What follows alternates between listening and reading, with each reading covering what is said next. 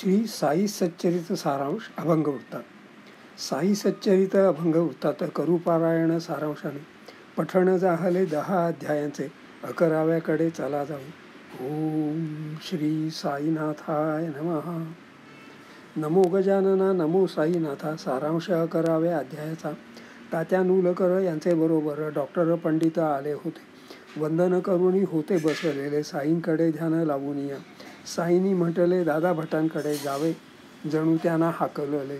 दादा भट तरी निघतच होते साईंचे दर्शन घेण्यासाठी. पंडितही पुन्हा दादा भटाच नव्हे, परतले पहा मशिदीस. दादांकडे होते पूजेचे तबक, लाभिले गंध चरणास. शिरस्ताच होता कोणीही साईंना, भाळी न लावणे गंध टिळा. पंडितांना मात्र काय जोश आला, दादांचे तबक हिसकावून. त्रिपुंड रेखीला साईंचे कपाळी, दादांना तात्यांना चिंता झाली. साईंच्या क्रोधाचा पारा तुटल्यास प्रसंग होईल भयंकर. परंतु साईंनी निमूट साहले त्रिपुंड लेखन पंडितांचे. नंतर दादांनी आणि तात्यांनी पुसले साईंना असे कसे. साईंनी म्हटले त्याने माझे ठाई, त्याच्याच गुरुस पूजिले. त्याची गुरु भक्ती झाली अनावर, मजलाही केले हतबल. खरे तर पहा पंडित प्रथम नूलकरांसमोर जेव्हा आले, नव्हते तबक त्यांचेकडे तरी स्वतः साईंनीच दादांकडे पाठविले. त्यांना प्रसंग जाहाला कपाळी त्रिपुंड लेखनाचा. अर्थही तुकाच भविष्याचा वेद साईंना आधीच ठाव होता. गीतेत 9व्या अध्यायी म्हटले, पूजा इतरही देवतांची, मलाच पावते साऱ्याच भक्तांचे. पहा योगक्षेम पाहतो मी वाहतो मी. साईंनी भक्तांचे सारे सोपस्कार पुरविले, ज्याचा भाव जैसा. आनंदची ब्रह्म त्याचा अनुभव भक्तांना मिळावा हीच इच्छा. एरवी साईंना उपचारांची त्या नव्हतीच आस स्वतःसाठी. साईंचे दर्शन भाग्यात नसता इंग्रजही गेला परतून. प्रसंग तो झाला 9वे अध्यायी. पहावा आणिक प्रसंग हा. कल्याण गावीचा सिद्दीकी फाळके साईंच्या दर्शना आतुरसा. तशी तरी त्याने हजयात्रा सुद्धा केली असल्याने पुण्यवान. असेल इरादा साईंना भेटून मिळवावे पुण्य आणिकही. मशिदी शेजारी चावडीमध्येच उतरला पण 9 मास. दर्शन न झाले आश्चर्य ते एक, सिद्दीकी हताश झालेला. त्याला कोणीतरी माधवरावांचा वशिला साधाया सुचविले. माधवरावांनी पाहून या सूर सिद्दीकीविषयी विनविले. साईंनी म्हटले विचार त्यास, 12वी नावाच्या विहिरीस जाऊन येईल वाटती बिकट, आहे का हिंमत काजा तैशा. सिद्दीकीने केली अट ती कबूल, माधवरावांना सांगितले. माधवरावांनी कबुली सांगता साईंनी आणिक मागितले. 40,000 ऐसे 4 वेळा रुपये सिद्दीकी देईल का. हाजी उत्तरला 40 लाखही देईन दर्शन जाहल्यास. उत्तर ऐकून आणिकही प्रश्न, बोकड कापता काय हवे. कोळंब्यामधील तुकडाचं मात्र प्रसाद म्हणून तोही पुरे. उत्तर ऐकून साई खवळले, दाखल जाहले चावडीस. हजयात्रा केली त्याची शिखी काय, कुराणाचे ज्ञान नटलास. आणि वाहिली शिव्यांची वाखोली, हाजी भेदरला क्रोधाने त्या. त्याच्या आवेशात आले मशिदीस, आंबे आणलेले माळिनींनी. सगळ्याचा पाट्या विकत घेतल्या, सिद्दीकीचेकडे पाठवल्या. परतून आले सिद्दीकीचेकडे, मध्ये रुपे टेकविले त्याचे हाती. आधीच्या त्या अटी क्रोध आणि शिव्या, आता हे प्रसाद अर्थ कायम. कठोर कठीण परीक्षा का झाल्या, ज्ञानाच्या श्रद्धेच्या वृत्तीच्याही. नंतर प्रेमळ सहभोजनही लाभले हाजीस किती कदा. भक्तांच्या भक्तीचे नव्हे पोषणच रक्षणही संत करतात. एके पावसाळी बेभान भाऊस कोसळला साऱ्या शिरडीत. आभाळ फाटले लखलखाटणी, गडगडाटाने हादरले. पशुपक्षी सारे सैरभैरे झाले, वृक्षही किकीक उन्मळले. मुले बाळी तरी आक्रंदू लागली, लोकही झालेले भयभीत. ज्यांना सवडना झाली घरी जाण्या, आसरा शोधती इथे तिथे. मशिदीत किती झाली दाटी वाटी, दैन्य की जमले देवापाशी. थांबण्याचे नाव पाऊस ना घेई, उलटा वाढत जोर होता. साथीला वाराही घोंगावत होता, छप्परे घरांची उडविता. इवल्याशा ज्योती वारा मालवतो, भडकवितो तो वणव्यास. सुभाषितकार म्हणून म्हणतो, दुर्बलांचा वाली नसतोच. दाखल जाहले साई पावसात, धारा त्या झेलत अंगावर. गंगावत रणी जैसे शिवशंभू, हात पसरले येशू जणू. करुणा भाकरी ऐशा तारस्वरे, गडगडाटच झाला जणू. सबुर सबुर वरुणा सबुर, अजून किती रे हाहाकार. साईच्या हाकेस दाद दिली काय, जोर ओसरला धीमे धीमे. ढग निवळले पाहता पाहता, आकाशी चांदण्या चमकल्या. असेच एखादा धुनीने घेतला पेट अचानक भडकला. तक्तपोशीवरी भिडल्या की ज्वाळा, कोसळणार का मशिदीचं. मशिदीस आग लागली पाहून, धावलेही कोणी पाण्यासवे. हातीचा सटका साईनी धावता, कोणीही धचेना बिझवण्या. धुनी जवळील खांबावर तोच सटका आणि ते झाले साई. म्हणतही होते सबुर सबुर, हळूहळू ज्वाळा निमावल्या. वाटते चालला होता काही खेळ, हातोहात अग्नी सटकला. साईंचे हातीचा सटका पाहून वाटेवर मला शांत झाला. महाभूते तरी साईंचे सांगाती, खेळ रंगविती विश्वंभर. नमो साईनाथा मनी दृढ व्हावा. अध्याय 11 प्रार्थनागा. शुभमस्तु. मूळ ओवी ह्या अध्यायात ओव्या 157. इथवरली पदे 77. इथवरली एकूण पदे 621. एकूण ओव्या 1773. साई सच्चरित अभंग वृत्तात करू पारायण सारांशाने. नमो गजानना नमो साईनाथा. सारांश 12व्या अध्यायाचा. श्रीकृष्ण जन्माचा मुहूर्त साधून काका महाजानी शिरडीत. पाळणा बांधणे अशा तयारीस उत्साहात होते कार्यरत. साईनी पुसिले गावी परतण्या, बेतकाया आहे ठरविला. काका उत्तरले आपली जी आज्ञा, तैसेच करेन बोला साई. उद्याच जावे ना साई म्हणताना, उत्सव सोडून जाणे आले. गावी शेठ तरी काकांच्या येण्याची वाटच पाहत होते तेथे. एकाएकी त्यांचे मुनिम आजारी पडल्याने काम अडलेले. याच्या उलट की धुमाळ वकील, त्यांना निफाडास मुकदमा. परंतु साईनी ठेवून घेतले कितीक दिवस शिरडीत.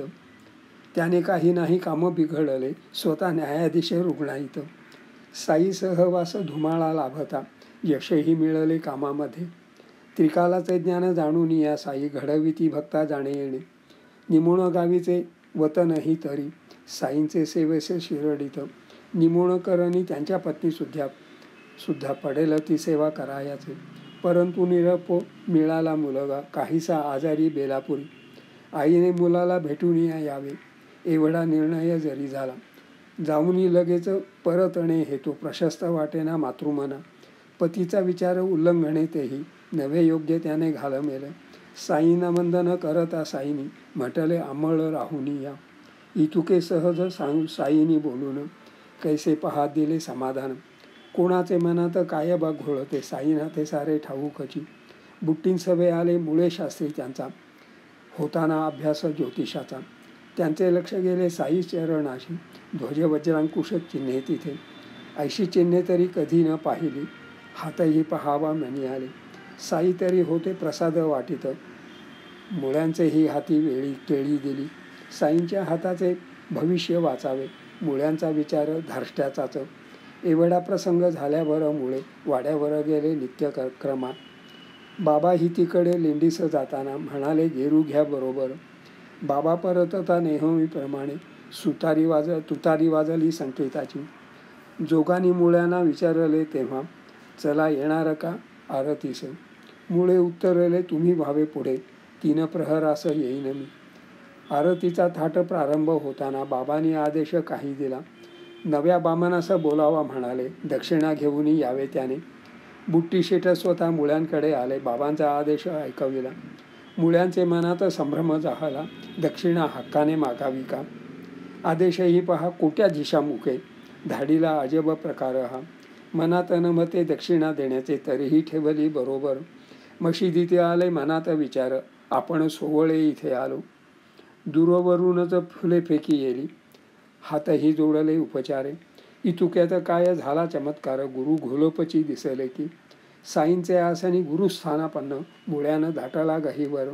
खरे तर गुरु होते ब्रह्मीभूत, दर्शन खोटे का समोरील. सारे म्हणताती साईंची आरती, गुरु घोलपांची मुळे गाती. केरू ते तो वस्त्र घोलपांचे असे, एकात्म झाले साई तैसे. आपापले गुरु जरूर भजावे, विचार त्याहून श्रेष्ठ हवा. नमो साईनाथा मनी दृढ व्हावा. अध्याय 12 प्रार्थनागा. शुभमस्तु. मूळ ओवीत ह्या अध्यायात ओव्या 189, इथली पदे 47. एकूण ओव्या 1962, एकूण पदे 668.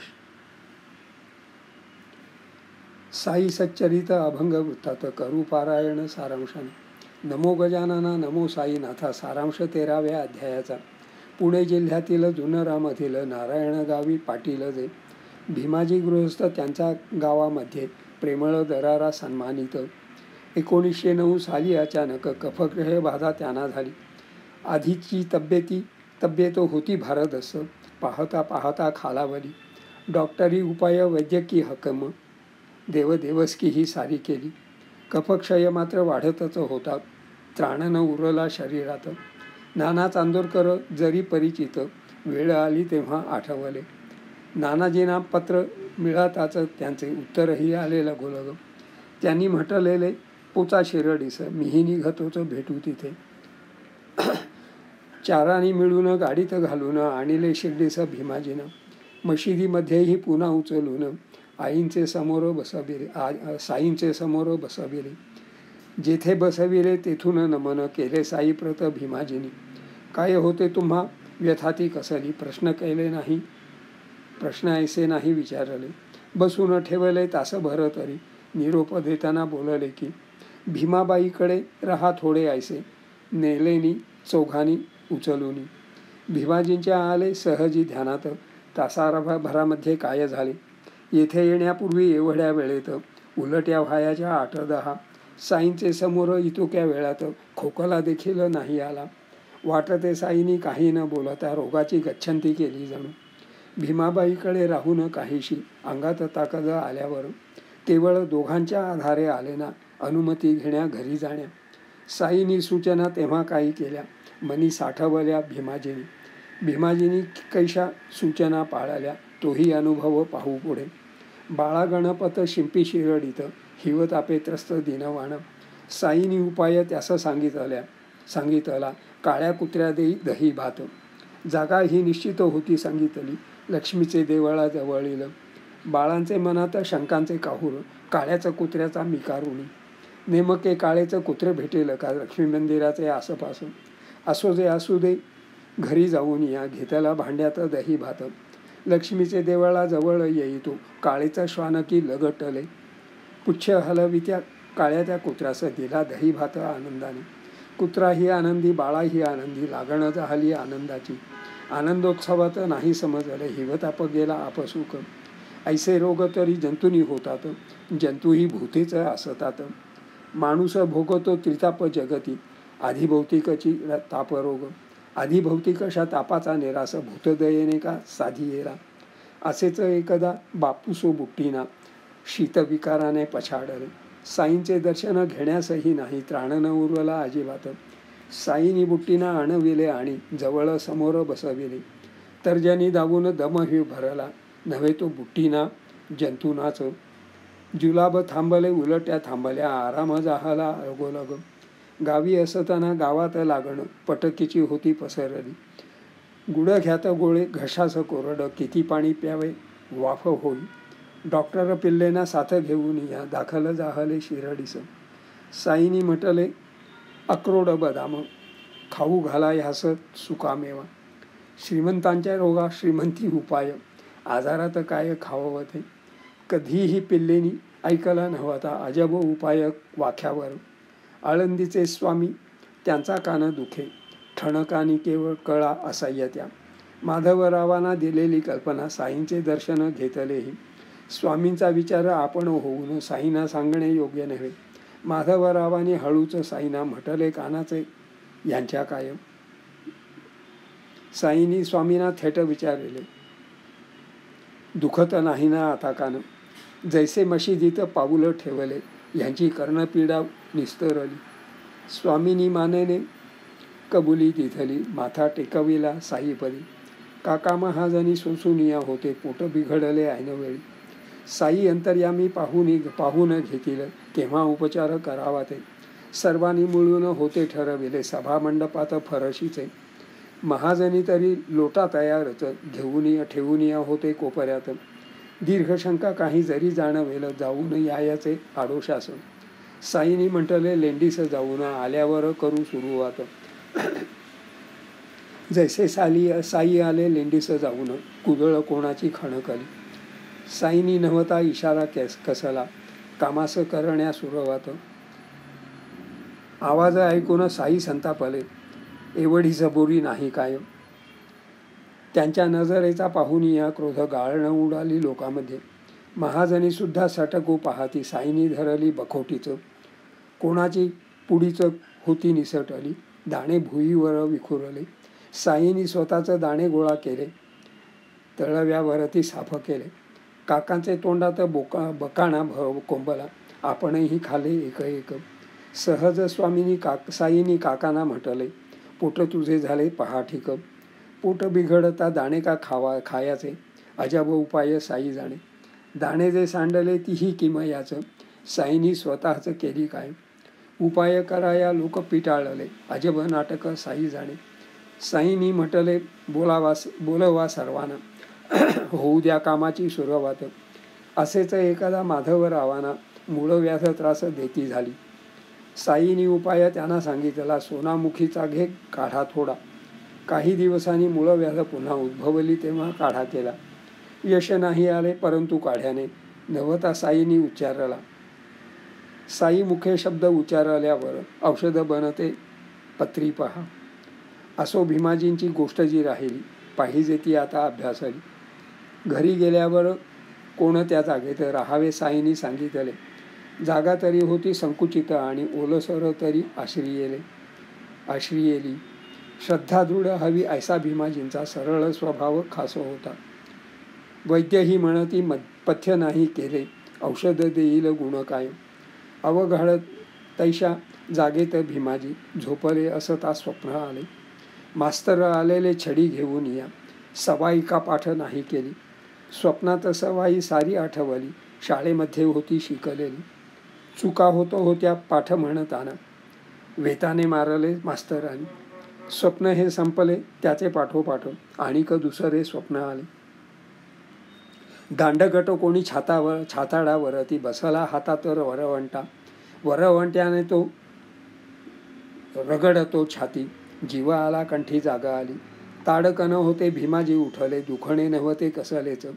थेट शिरडीसे भीमाजी पावले, साईना कथिली हकीकत. स्मित हास्य मात्र करीत साईनी, हात ठेविला डोक्यावर. कोण्या प्रसंगाची सांगता करावी, सत्यनारायण पूजनाने. ऐसी प्रथा आहे लोकात प्रसिद्ध, भीमाजींनी केले साई व्रत. व्रतादरम्यान कथेचे वाचन करण्याची रीत असतेही. दासगणूजींच्या भक्तलीला मूर्ती 3 अध्यायात साई कथा. भीमाजींनी केली त्यांच्या साई व्रता, त्याचा अध्यायांची निवड की. दर गुरुवारी असे साई व्रत भीमाजी श्रद्धेने आचरती. शिवशंकराचा जैसा सोमवार, साईचा ठरला गुरुवार. आजही शिर्डीत साई दर्शनास गर्दीचं लोटते गुरुवारी. देव असतो काचा अमुकच वारी, अधिक कृपाळू ऐसे काही. गीतेत म्हटले यद्यदा चरती श्रेष्ठ, तत्तदे वेतरोजना. भीमाजी करती दर गुरुवारी, साई व्रत तिचं प्रथा झाली. भीमाजी ठरले इतुकेना श्रेष्ठ, त्यांच्या व्रताचीच प्रथा झाली. श्रेष्ठत्व लाधले त्यांच्या श्रद्धेलागी, ऐसी श्रद्धा चोर असो द्यावी. नमो साईनाथा मनी दृढ व्हावा. अध्याय 13वा प्रार्थनाचा. शुभमस्तु. मूळ पोथी ह्या अध्यायात ओव्या 194, इथली पदे 107. मूळ पोथी इथवर ओव्या एकूण 2156. इथवरची पदे 776. साई सच्चरित अभंग वृत्तात करू पारायण सारांशाने. नमो गजानना नमो साईनाथा. सारांश 14व्या अध्यायाचा. 14व्यात आहे एक छान गोष्ट, नांदेड गावीच्या पारशाची. रतनजीवाडी या उद्योगी धनाढ्य, पण मनी खंत दाटलेली. 12 मुली होत्या, एकही नव्हते पुत्रसंतान की वारसास. रतनजींचे होते दासगणू यासी, सख्य आणि प्रेम बऱ्यापैकी. व्यथा ऐकून या दासगणूजींनी सुचवेले जावे साईपदी. सूचना मानोनी सवड काढून गेले ही रतनजी शिरडीस. बरोबर नेली फळ फळावळ हार आणि गुच्छ सरंजाम. दर्शनाचे वेळी सारे अर्पी गेले संतोषाने आणि सविनय. तरीही साईंनी थेट विचारले, दक्षिणा किती का आहे मनी? जे काही देणार त्यातून करावे वजा 3 रुपये 14 आणे. तेवढी रक्कम आहे पोचलेली रतनजी नाही समजले. आधी कधी नाही शिरडीस आलो कसला ना झाला व्यवहार. रतनजीना तरी मनी नव्हतेच दक्षिणा द्यायचे हिशोबाने. सढळ हाताने देऊनी दक्षिणा सेठ नांदेडास परतले. उद्योगी व्यापारी माणसाचे मनी घोळत राहतो हिशोबानं. 3 रुपयेनी 14 आणे अशा सांगड लागेना हिशोबाची. पुनश्च भेटले दासगणू तेव्हा त्यांनाही हा घोळ विचारला. दासगणूजींनी म्हटले साईंची गूढ बोलण्याची रीतन्याने. आपण कोणत्या साधू संतांना लागी आचरले काही धर्मकार्य. नांदेड गावात एक मौली बाबा आदर करीती लोक त्यांचा. मौली बाबा तरी रेल्वे स्थानकात हमालीचे काम करतात. मलाही वाटाला आदर म्हणून बोलाविले होते भोजनास. दासगणूजींनी सुचविले पहा खर्च भोजनाचा किती झाला. बारीक सारीक हिशोब मांडता 3 रुपयेनी 14 आणे. इतुका जमला हिशोब नमका आश्चर्य पाहुनी एकमेका.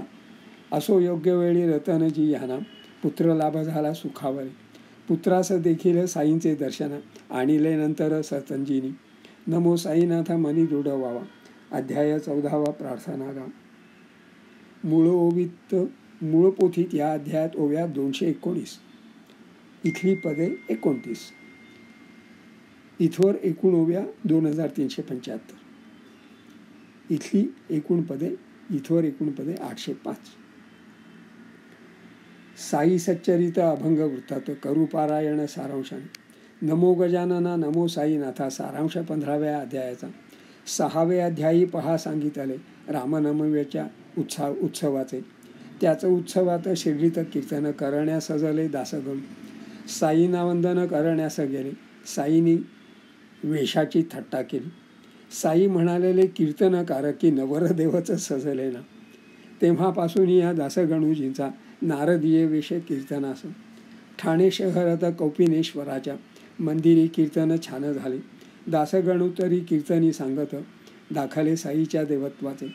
कीर्तन ऐकून एकच ओळ कर नवस बोलले साई देवा. चोळकर होते कोर्टात कामास नोकरी नव्हती कायमची. कायम होण्यास होते आवश्यक अमुक परीक्षा पास व्हावी. नवस साधाचा त्यांनी मनी केला. परीक्षा मी पास झाल्यावर शिर्डीचं येऊनी दर्शन घेईन साखर वाटेन इतुकाचं. चोळकर झाले परीक्षा उत्तीर्ण मनी चिंता झाली नवसाची. शिर्डीस दर्शना जाताना काहीक अर्पण करण्याजोगे हवे. खर्च प्रवासाचा आणिक काहीचा यांची योजना ती जमेची ना. स्वतःचे खर्चात बचत करावी पर्याय एकची नवसास.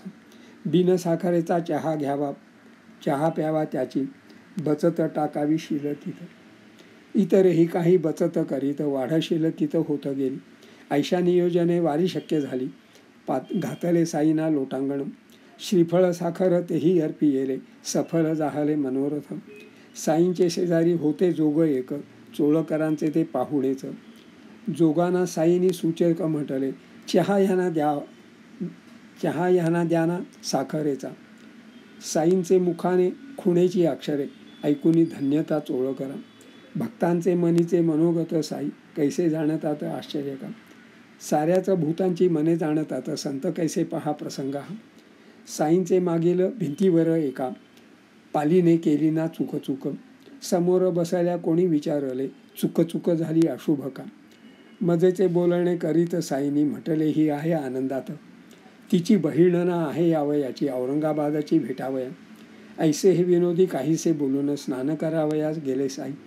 इतुक्यात आला सौदागर एक जावयाचे होते त्यास पुढे.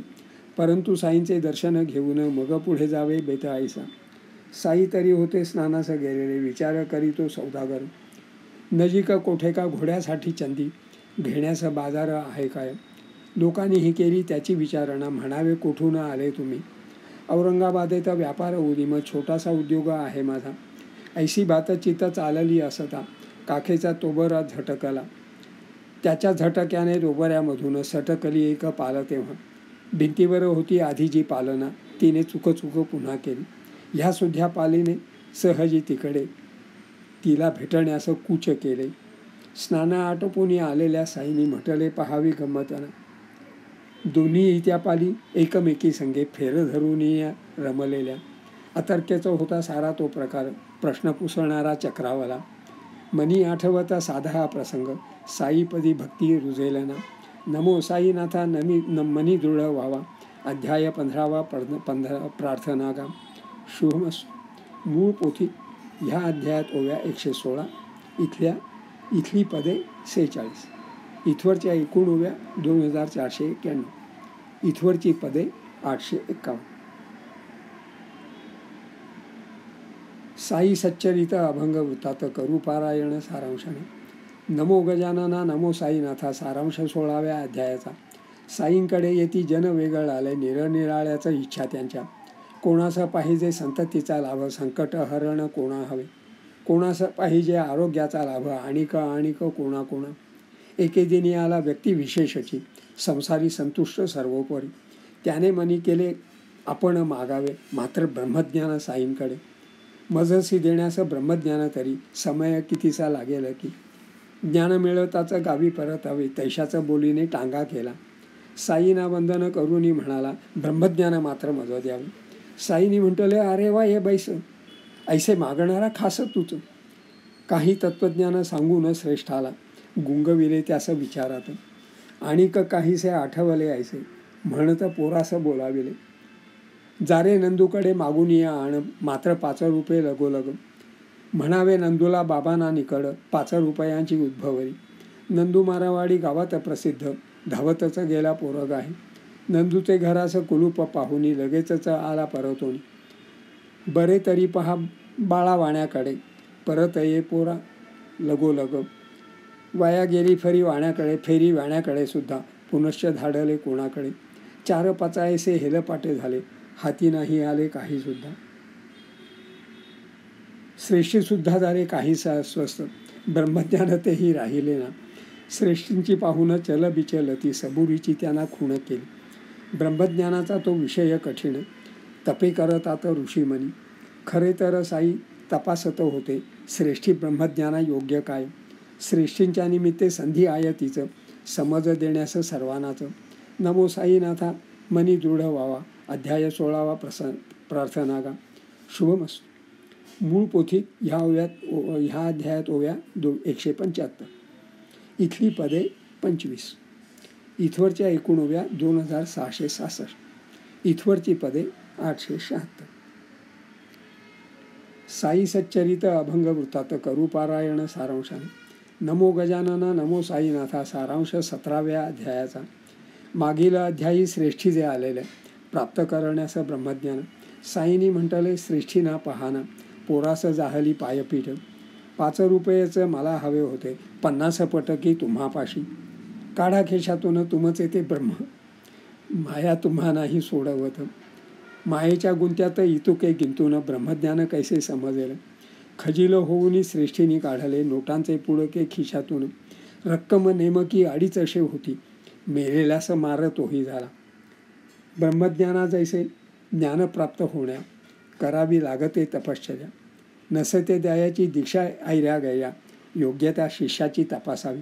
अथर्व शीर्षाच्या फलश्रुतीमध्ये पहा अशिष्याय न देय मैसे. श्रुतीची मर्यादा साईनी राखावी समजही दिला अज्ञजना. नमो साईनाथा मनी दृढ व्हावा. अध्याय 17वा प्रार्थनागा. शुभमस्तु. मूळ पोथी ह्या अध्यायात ओव्या 164. इथली पदे 13. इथवरच्या एकूण ओव्या 2830. इथवरची पदे 889. साई सच्चरित अभंग वृत्तात करूपारायण सारांशाने. नमो गजानना नमो साईनाथा सारांश 18व्या अध्यायाचा. साठे यांचे स्वप्नी साई आले त्यांनी गुरुचरित्राचा अर्थ केला. काय समजावा स्वप्नाचा या अर्थ काका दीक्षितांना विचारले. काका दीक्षितांनी जावयांचे स्वप्न साईंना साध्यंत निवेदले. साईंनी म्हटले, आणखी एकदा करावे ग्रंथाचे पारायण. संवाद हा ऐसा चालला असता दाभोळ करही तिथे होते. त्यांचे मनी आले ऐसे कैसे साई, साठ्यांवर झाले कृपावंत. स्वप्नात दृष्टांत साठ्याना दिघला, वाटते एकाच वाचनाने. मी तरी ती पोथी गेली 7 वर्षे, नियमाने वाचवताना. माझ्या स्वप्नामध्ये कधी नाही आले, कसाला ना दिला अनुभव. ऐसे ते विचार घोळत असता साईनी अण्णांना आज्ञा केली. अरे लोग म्हणावे शाम्यास, 15 रुपये मज हवे. काही गप्पा गोष्टी करा वाटल्यास, आठवत ठेवावा दक्षिणेचा. माधवरावांचे घरी गेले तेव्हा नुकतेच त्यांचे स्नान झाले. मशिदीकडून आला तर दिसते, बसा येतो पूजा आटोपुनी. इतुके बोलून देवघराकडे माधवराव की जाते झाले. अण्णांचे सहजी लक्ष गेले तेथे, होता ग्रंथ पहा भागवत. जसा उघडला नेमके ते पान, सकाळी वाचले अर्धवट. किमया म्हणावी ही सुद्धा साईंची, वाचन अर्धेच राहू नये. पूजा आटोपून यजमान आले, तोवर वाचन पूर्ण झाले. माधवरावांना साईंचा निरोप 15 रुपयांचा सांगितला. माधवरावही म्हणाले दिलेच 15 रुपयांचे नमस्कार. माधवरावांची आणिक साईंची सांकेतिक भाषा होती जणू. गप्पा गोष्टी करा ऐसी ही सूचना साईंनी केलेली सांगितली. माधवराव ते होते दैनंदिन साईंच्या लीलांचे साक्षीदार. साईंच्या लीलांचा प्रचंड खजिना प्रेरणेनुसार उघडती. माधवरावांचा संकेत काहीसा साईंचे विषयी बोलताना. डोक्यावर टोपी अवश्य असावी, आत जाऊन या तैसे केले. माधवरावांना आठवली गोष्ट भक्तांच्या कठीण परीक्षेची. संगमनेरची आलेली म्हातारी देशमुखीण ती राधाबाई. त्यांचे मनी इच्छा आपण असावी, मंत्रोपदेशाची काही दीक्षा. साईंचे दर्शन चरण स्पर्शही झाल्याने मनीषा बळावली. तेथे उतरल्या होत्या त्या ठिकाणी आरंभला तीव्र उपवास. साई जोपर्यंत अनुग्रह देत पाण्याचा घोटही घेईन ना. 3 दिन गेले, प्रकृती खंगली. आधीच म्हातारी चिंता झाली.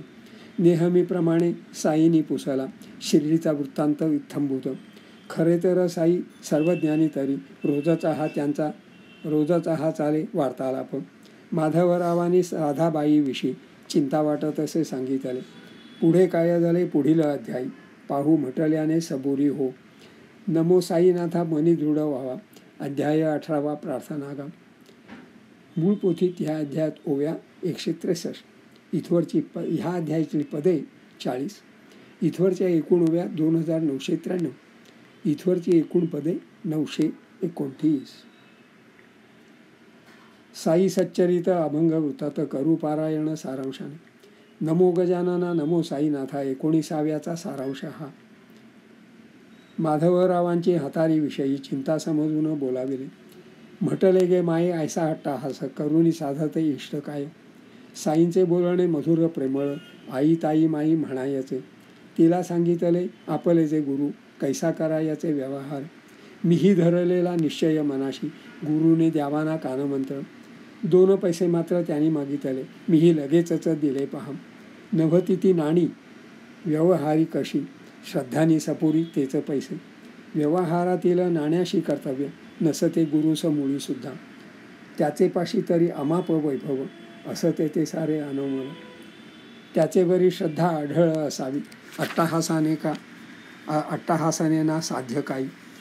देवाने दिली देह ही देणगी, त्याच त्रास देणे योग्य नव्हे. व्रतवैकल्य वा उपास तापास कोणास मी नाही सांगितले. आणि एक पहा माझी या गुरुने, नाही ना फुंकले माझे कान. म्हणून मजसी नाही अधिकार, कोणास देण्यास कानमंत्र. श्रद्धानी सबुरी हेच 2 पैसे, घेऊनी गुरुने सांभाळले.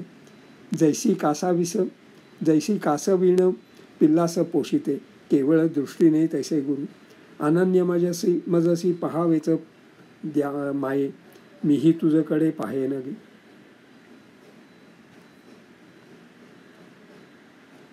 समाधाने तेव्हा साईपदी माथा, टेकवित्या झाल्या राधाबाई. माधवरावांनी सारी ऐशी गोष्ट दाभोळकरांना सांगितली. दोघेही मिळून आले मशिदीस. साईने अण्णांना बोलाविले. साईने पुसले कैशा झाल्या गप्पा. अण्णांनी म्हटलेलं थोर कृपा. म्हातारीची गोष्ट मनी ठसली का. साईंच्या प्रश्नाने अण्णा थक्क. इथे बसून या कैसे समजले, गप्पात कोणती गोष्ट झाली. अण्णा ऐसे थक्क असताना साई म्हणती मजाला सांग पुन्हा. ऐकुनी साईनी म्हटले अण्णांना, गोष्ट ध्यानी ठेवा हितकारी. आपण नाही का मुलांचे कडून सांगितलेल्या गोष्टी वदवितो. मुलाप्रमाणेच साईनी भक्तांचे प्रेमळपणाने हित केले. तिकडून आले जोग त्यांनी केली साईंची आरती माध्यानीची.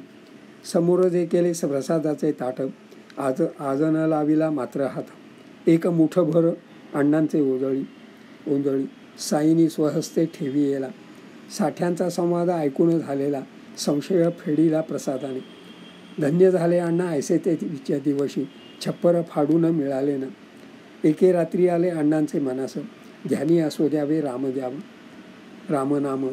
श्रवणी पडले पहाटेस गीत, नेमके रामाचे पहा कैसे. औरंगाबादकर यांचा नित्यनेम प्रभाती गायन करायचे. आज मात्र त्यांच्या गायनाचे शब्द विशेष भावले अण्णांना की, मनी जैसा भाव असेल दाटाला तैसा अनुभव देव देतो. साई तरी साधे दाखले देऊन ठसवती मनी उपदेश. काही भक्तगण होते साई सवे, कुंपणा शेजारी डुकरीने. साईनी भक्तांना म्हटले ती पहा, विष्टाचं चवीने खाते कैसे. कोणास जवळ येऊ नाही देत, डुक्कराचे जन्मी मिष्टान्न ते. आपणा मिळाला नरजन्म तरी, व्यर्थ जाऊ देणे योग्य काय. एकदा दुपारी तापल्या उन्हात आले साई घरी वामनाचे. भिंतीपलीकडे राधाकृष्णाईचे घरी जावयाचे होते जणू. शिडी मागवूनी भिंत ओलांडूनी राधाकृष्णाईचे घरी गेले. राधाकृष्णी तरी शीतज्वरे त्रस्त, साईना ते कैसे समजले. निवाराया तिची पीडा ऐसा केला, भर दुपाराचा उपद्व्यापन. तैसे त्यावेळेस साई तरी स्वतः दोघांच्या आधारे फिरायचे. परंतु ते वेळी शिडीही चढले, भिंत ओलांडली एकट्याने. शिडी लावणाऱ्या निसणवाल्यास 2 रुपयेही देऊ केले. कोणाचे साहित्य कोणाचेही श्रम फुकटना घ्यावे दाखविले. नमो साईनाथा मनी दृढ व्हावा, 19वा हा प्रार्थना गा. शुभमस्तु. मूळ पोथीत या अध्यायात ओव्या 256, इथली पदे 52. इथवरच्या एकूण ओव्या 3249. इथवरची पदे 982. साई सच्चरित अभंग वृत्तात करू पारायण सारांशाने. नमो गजानन नमो साईनाथा सारांश 20व्या अध्यायाचा. दासगणू यांचे मनामध्ये आले, करावे श्रुतीचे निरूपण. ईशावास्य ईशा उपनिषदाची भावार्थ बोधिनी लिहावी का. ओवीबद्ध ग्रंथ लिहिला बराच, मनास येईना समाधान. चर्चासुद्धा केल्या ज्ञानी मंडळीशी, तरीही मनात रुख. दासगणू तरी होते निष्ठावंत, कार्याच्या प्रेरणा साईंच्याच. आपणा केवळ निमित्त करूनी घेतात त्यांची कार्य. म्हणून या जी कार्य घडतात अर्पण करावी साईपदी. शिर्डीस जावेसे मनी जेव्हा येई, दाखल शिर्डीत दासगणू. भावार्थ बोधिनी विषयीची शंका मनी धरूनच आले होते. दर्शन जाहले साईनी पुसले, आहे ना कुशल सर्व काही. दासगणू यांनी थेटच म्हटले, कार्याच्या प्रेरणा आपल्याच. जरी असतात कुठे कुठे मेख, मारल्याने कार्य घडते ना. साई उत्तरले अडण्यासारखे, काय रे कठीण त्याथ आहे. जेथून आलास तिथे एक परकामासाठी घरकामासाठी येते पहा. ती सुद्धा करेल शंका निरसन, इतुके साईनी सुचविले. दासगणू तरी समजले आज्ञा, जेथून मी आलो तेथे जावे. दासगणू आले पुन्हा दीक्षितांचे घरी पार्लेगावी मुंबईत. दुसरे दिवशी दासगणूजींना पहाटे गाण्याने जागा आली.